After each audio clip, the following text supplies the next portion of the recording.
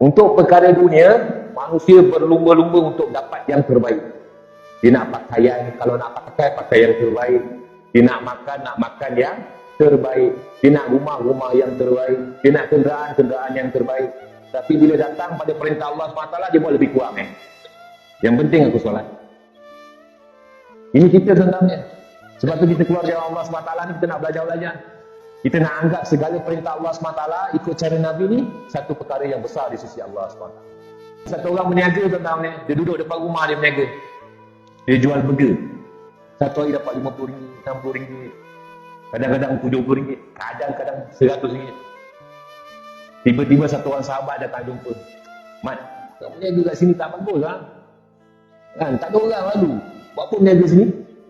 Kau pergi berniaga depan sikit, jauh kat depan tu. Kat jalan besar tu. Kalau kau berniaga kat situ, insyaAllah kau boleh